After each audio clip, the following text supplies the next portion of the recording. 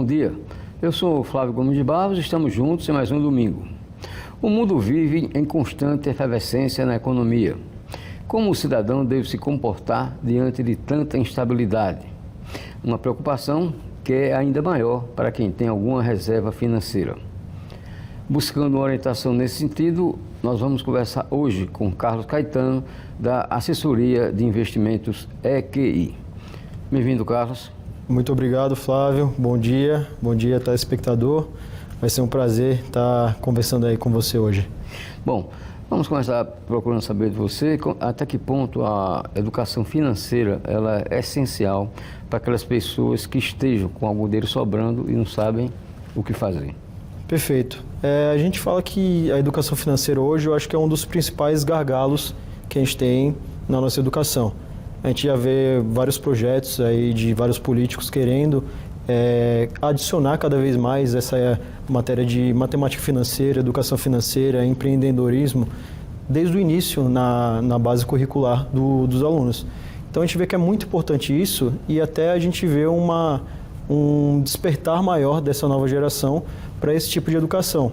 Então a gente fala que é primordial esse entendimento desde o início, mas ao mesmo tempo com as gerações passadas que acabaram não tendo esse acesso, a gente acaba tendo um trabalho de estar junto, além da assessoria da parte de investimentos, a parte financeira como um todo, né, entendendo objetivos, entendendo baseado no cenário econômico, para conseguir dar o melhor direcionamento para essa questão mesmo dos objetivos de cada um. No que uma assessoria de investimentos como a EQI, da qual você faz parte, pode contribuir nesse sentido? Certo. Hoje, como nós somos uma corretora de investimentos, ou seja, a gente é uma instituição financeira homologada pelo Banco Central, hoje a gente pode oferecer basicamente qualquer solução financeira para um investidor. Desde, como eu comentei, o início do planejamento financeiro dele, de vamos ajudar ele a formar uma reserva de emergência, a entender os seus objetivos de curto, médio e longo prazo, até ver uma questão para a pessoa jurídica dele, uma empresa também, a gente pode estar à frente ajudando. Então eu falo que hoje é como se nós fôssemos um hospital, então a gente consegue propor basicamente qualquer solução financeira para o nosso cliente. Desde, igual eu comentei, o básico, né, de formar uma reserva de emergência, até soluções mais complexas, como alguma solução para a pessoa jurídica ou uma visão mais de longo prazo para a pessoa física. E qual seria o custo disso, por exemplo, para a pessoa física? Certo. O custo hoje é basicamente um custo tradicional do sistema bancário, que é um custo indireto. Então, na compra de algum ativo financeiro, o banco é remunerado por esse ativo e parte dessa remuneração que o banco recebe, ele repassa para o assessor como se fosse uma intermediação imobiliária, onde o vendedor do imóvel paga o corretor do imóvel, que fez a transação para ele. Mas o cidadão não tem que desembolsar necessariamente algum dinheiro, por exemplo, para a empresa? Não necessariamente. Existem modalidades que hoje em dia têm essa taxa fixa de remuneração, mas a mais comum praticada no mercado hoje é esse custo indireto, onde o banco repassa a taxa de remuneração para o assessor. Em termos práticos, como é que funciona uma plataforma como a EQI? Certo. Hoje a nossa plataforma é digital, nós temos escritórios físicos no Brasil todo, mas a plataforma é toda no meio digital. Então, tanto indo até o nosso escritório ou também você fazendo o acesso pelo nosso aplicativo, você consegue acessar toda a gama de produtos que tem lá dentro. Mas a gente sempre fala para tentar sempre comunicar, né, conversar com os nossos assessores, justamente para a gente entender a fundo o objetivo de cada um, porque é igual um terno feito sob medida. Então tem que ser bem personalizado. Então, mesmo dois clientes, dois investidores com o mesmo perfil, sendo conservador, dando um exemplo, baseado nos objetivos de cada um, a estratégia vai ser totalmente diferente, mesmo ambos sendo conservadores. Então é muito importante a gente entender quais os objetivos com aquele patrimônio, para aí sim a gente conseguir dar o melhor direcionamento. O que é que vocês consideram no mercado financeiro um investidor conservador? Olha, um investidor conservador, principalmente falando de Brasil, é aquele que não quer correr riscos, não quer que o patrimônio dele oscile, né? E hoje, no Brasil, até indo já um pouquinho para essa parte econômica, a gente está com uma taxa de juros muito alta.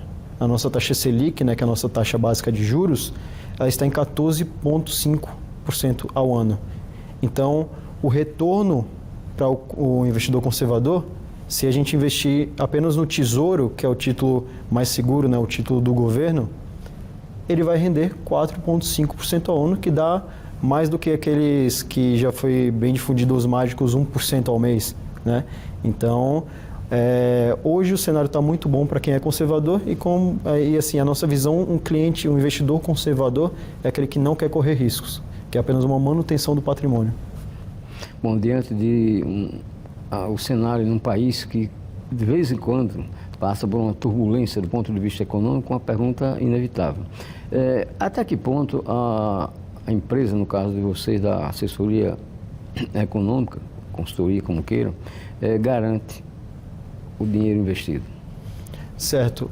A gente, como um distribuidor de produtos, a gente não tem como garantir o retorno, tá? Existem mecanismos no mercado financeiro que são como se fossem amarras de segurança para o investidor. Um exemplo a gente teve recentemente, com o caso do Banco Master, a questão do FGC, que é o Fundo Garantidor de Crédito.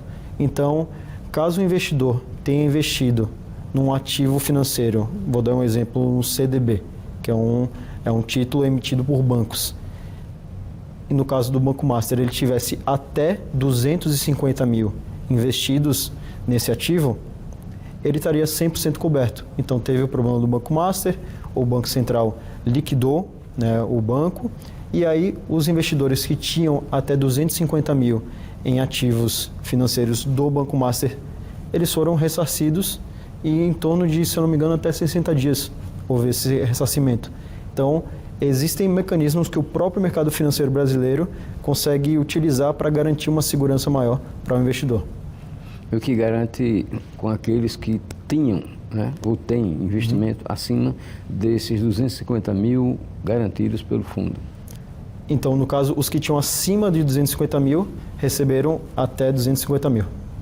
Então, é um limite. Então, se eles tinham 300, 400 mil, eles foram colocados como se tivessem 250 mil. Em relação ao que passar disso? Infelizmente, sem chance. Sem chance. Então, é uma regra do FGC. O fundo garantidor, ele é em relação a cada um dos investimentos ou a soma dos investimentos que a pessoa, no caso a pessoa física, faça? É cada um dos investimentos em títulos bancários. É importante frisar isso, apenas os títulos emitidos por bancos. Então, os outros títulos, vou dar exemplo, ações, fundos imobiliários, fundos de investimento, esses não têm o fundo garantidor garantindo esses 250 mil. Então, são apenas títulos emitidos por bancos, que seria o caso dos CDBs, LCIs e LCAs. Que essa sopa de letrinha, mas é basicamente títulos bancários e títulos ligados ao setor imobiliário e do agronegócio, que eles são incentivados, aí tem a isenção de imposto de renda e alguns outros benefícios. Carlos, na sua opinião, qual é a melhor aplicação financeira atualmente? Essa pergunta é a pergunta de R$1 milhão. Mas, basicamente, assim, um ponto que a gente fala muito é que não existe a melhor aplicação no geral. Existe a melhor aplicação dependendo do seu perfil e do seu objetivo.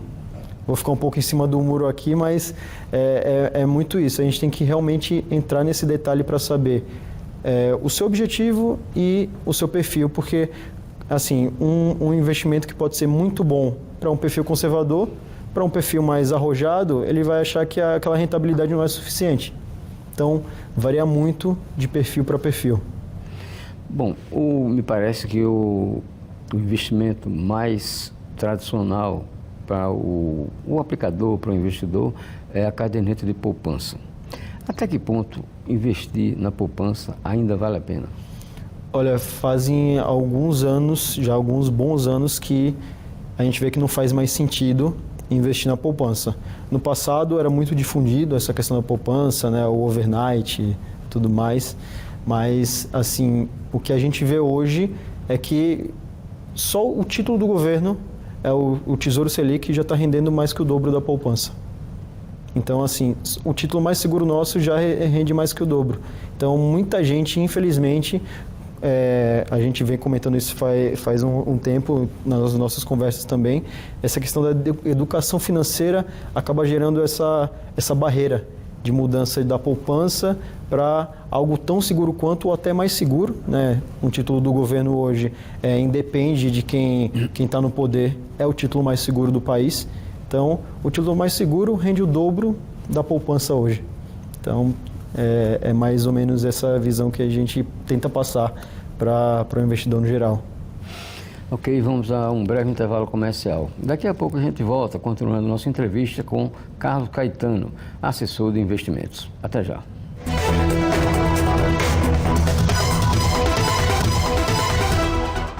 Estamos de volta com o programa Contextualizando pela TV Pajuçara. Comigo, Carlos Caetano, assessor de investimentos.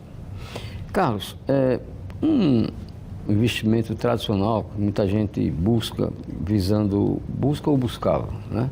Você que vai me dar a resposta. Buscando garantir o dinheiro que a pessoa tenha, eventualmente, alguma sobra financeira, coisa desse tipo, investimento em imóveis. Onde é que entra o investimento em imóveis nesse contexto que você está colocando para a gente aí? Perfeito. A gente fala que muito além de olhar apenas o investimento financeiro das pessoas, a gente quer cada vez mais entender o patrimônio como um todo. E da mesma forma que a gente fala da diversificação na parte financeira, é muito importante a diversificação no patrimônio também. Porque existem momentos que o mercado financeiro não vai estar tão bom, que o setor imobiliário vai estar com um metro quadrado disparando. Então, é muito importante ter esse equilíbrio, né? Nem tudo em patrimônio financeiro, nem tudo em imóveis também e ficar sem um recurso mais líquido, mas eu falo que é muito importante ter um pouco dos dois mundos.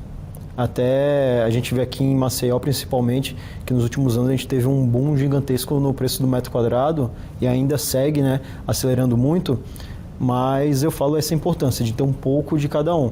Até também contextualizando um pouco mais também na parte econômica, com a taxa de juros que a gente tem atualmente de 14,5%, isso acaba impactando um pouco o setor imobiliário. Até aqui em Maceió foi curioso que não impactou um pouco as vendas, mas o preço continuou subindo. Por quê? Porque quando a taxa de juros está muito alta, os financiamentos ficam mais caros. E aí você acaba desincentivando as pessoas a consumirem mais, a comprarem mais imóveis, a trocarem de apartamento, de carro e tudo mais. Então, tem esse ponto de ter o equilíbrio, mas entender também o cenário de cada um e buscar sempre as melhores oportunidades em cada lado. É comum vocês colocarem o investimento em imóveis como uma das opções na carteira que vocês oferecem a seus clientes? A gente não tem como oferecer diretamente essa questão dos imóveis. A gente sempre tenta auxiliar ao máximo na tomada de decisão. Então, dando um exemplo, se eu tenho um recurso para comprar um imóvel à vista, vale a pena eu dar uma parte à vista e financiar o restante, deixando essa parte investida? Então, a gente sempre tenta ao máximo auxiliar na tomada de decisão, mas diretamente a gente não pode oferecer ativos imobiliários. Existem mecanismos no mercado financeiro de a gente investir em imóveis através de fundos de investimento, né, os famosos fundos imobiliários, e também a gente tem mecanismo de financiar construtoras, não virando sócio, mas financiando ela como se fosse emprestando dinheiro para elas mesmas através de ativos de renda fixa atrelados ao setor imobiliário. Tá? Então, vamos partir de dois patamares. Por exemplo, a pessoa tem uma sobra de 50 mil reais. Uhum. Na sua visão, qual seria a melhor aplicação para essa pessoa? Eu vou novamente ir para a linha do depende. O ponto inicial de qualquer planejamento financeiro é entender como se fosse uma empresa. Quanto eu tenho de receita mensal, quanto eu tenho de despesa. Então, é importante eu saber quanto eu tenho de despesa mensal para formar, a primeira coisa é a minha reserva de emergência. Então, nesse exemplo que você deu de 50 mil reais investidos, se o meu custo mensal, minha despesa mensal é de 5 mil, a minha reserva já está formada, porque a gente preza por ter 10 vezes a nossa despesa mensal em reserva de emergência. Então, nesse caso, teria primeiro formado a reserva, aí partindo para um segundo passo, que é entender os objetivos de médio e longo prazo. Então, primeiro de tudo, seria formar a reserva. Nesse caso, entender se já supriria ou não essa parte da reserva de emergência. Vamos colocar outro exemplo, R$500 mil. Vamos supor que alguém procure vocês pretendendo dispor no mercado financeiro de R$500 mil. Qual seria a sua sugestão? Certo. Aí vamos já partir para a segunda parte, já entendemos os objetivos, formamos a reserva, entendemos os objetivos e baseado nisso a gente vai formar a carteira, baseada no perfil e na visão de médio e longo prazo do cliente. E como eu comentei do cenário atual, está muito bom para quem é conservador começar nos investimentos financeiros. Então, a gente está num cenário já de queda de juros, a gente já começou o ano a 15%, hoje a gente já está em 14,5% e a nossa projeção é finalizar o ano em 13,5%. Então, hoje uma carteira conservadora estaria rendendo mais ou menos nessa faixa, perto de 1,10% ao mês, tá? Isso pensando numa linha mais conservadora e, obviamente, quando a gente olha os investimentos, existem 3 características principais: rentabilidade, liquidez, né, que é quanto tempo eu consigo resgatar, e segurança. Nenhum investimento, seja ele financeiro ou não financeiro, tem esses 3 pontos positivos. Então, a nossa função também nessa parte da carteira é tentar ao máximo o equilíbrio entre esses 3 pontos e, baseado no cenário atual, a gente tem um viés de conseguir também uma rentabilidade boa com uma segurança maior também. O que dizer sobre aquele investidor que pretende aplicar em moeda considerada forte, como dólar e euro? Olha, a gente fala que é importantíssimo a gente ter um pouco do nosso patrimônio, pelo menos dolarizado. Que hoje o dólar é uma moeda mundial, né? Querendo ou não, ainda as transações mundiais elas são feitas em dólar. O nosso Banco Central tem reservas em dólar também. Então, a gente fala que iniciar e chegar a uma média entre 15% a 30% do patrimônio em dólar é um viés mais interessante. Porque, em tese, o retorno, até usando termos um pouquinho técnicos aqui, mas traduzindo ao mesmo tempo, o retorno nominal, ou seja, comparando de 1 para 1, o retorno aqui no Brasil é maior do que o retorno no dólar, porque a taxa de juros lá é muito baixa. A taxa de juros lá, hoje você consegue um retorno de 3,5%, 4%. Aqui no Brasil a gente consegue 14,5%. Então, comparando um com o outro, parece que aqui rende muito mais. Mas se a gente vê no longo prazo, há 5 anos atrás, quanto que o dólar estava? Há 10 anos atrás, quanto que o dólar estava e o dólar hoje, quanto que ele está? Então, assim, a disparidade entre as economias é que no longo prazo vai fazer a diferença. Mas é muito importante a gente ter um pouco do patrimônio dolarizado e hoje está muito mais fácil acessar. Antigamente, quando você fala que você ia ter um recurso, né, chamado offshore, né, ou seja, fora do país, até esse nome era muito ligado antigamente a esquemas ou tentando... Paraíso fiscal. Exato, tentando esconder dinheiro. Mas hoje não, hoje tem várias e várias plataformas também digitais, várias gratuitas também, que você consegue acesso ao mercado internacional com uma conta assim, muito fácil de fazer. Em 5 minutos você já abre a sua conta, você faz um Pix, o dinheiro já está lá, você faz o câmbio e já consegue acessar o mercado lá fora. Então, eu falo que cada vez mais o mercado financeiro como um todo está sendo muito mais democratizado aqui no Brasil, que é excelente, tanto para a economia quanto para a população como um todo. Uma outra questão interessante para quem pretende entrar no mercado financeiro é quanto ao prazo para resgate do seu investimento. Nesse particular, o que é mais aconselhável? Olha, varia muito. Então, a reserva de emergência, a gente sempre preza por ter aquele investimento o mais rápido possível de se resgatar, né? E aquelas 3 características, rentabilidade, liquidez e segurança, então quando você abre mão da liquidez, ou seja, eu posso deixar meu dinheiro para 6 meses, 1 ano, 3, 5 anos, você tende a ter um retorno maior com mais segurança. Então, como eu estou abrindo mão de uma dessas características, as outras 2 começam a se sobressair. Bom, quais são as perspectivas para o mercado financeiro para o decorrer desse ano, que já está praticamente na metade? Exato. Esse ano a gente está vendo que a maioria dos investidores, né, da população como um todo, está até um pouco receosa, né? A gente está tendo várias turbulências, tanto aqui no Brasil quanto fora, né? O cenário está um pouco nublado, mas o que a gente vem comentando também com os nossos clientes é que o Brasil já passou por muita coisa. A gente já teve 9 moedas, a gente já teve nas últimas décadas 2 ou 3 grandes crises, a gente já teve confisco, já teve pandemia e mesmo assim a gente conseguiu passar. E hoje a gente já tem, nos últimos anos a gente fez várias reformas também que deram robustez às nossas instituições. Então, reforma da Previdência, independência do Banco Central. Então, isso tudo, mesmo com todo esse receio que o mercado passa, a gente ainda sente uma, vamos dizer assim, entre aspas, tranquilidade. Óbvio que a gente vai ter uma eleição esse ano que aí gera mais volatilidade ainda, mas a gente acredita que essa oscilação de humor do mercado vai ficar um pouco mais estabilizada. Na verdade, desculpa, vai aumentar um pouco mais na época mesmo das campanhas, no segundo semestre para frente, que realmente a gente vai saber quem são os candidatos, saber quem realmente está disputando mais à frente as eleições. Então, isso tudo gera uma ansiedade, gera uma oscilação grande, mas a gente assim está com um viés de um pouco mais tranquilo, porque a Selic, né, a nossa taxa de juros já está caindo, a inflação, os dados, né, que a gente tem de IPCA, né, fornecidos pelo IBGE, estão vindo levemente acima da expectativa, mas ainda controlado, e para o ano que vem o desafio principal do governo vai ser a questão fiscal. Esse eu acho que seria um resumo mais completo.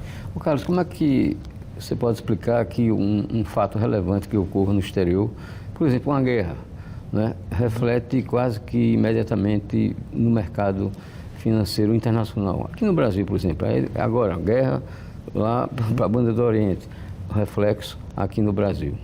É um efeito em cadeia, vamos dizer assim, porque aconteceu lá a guerra, está acontecendo ainda, tem toda essa instabilidade lá no Oriente Médio.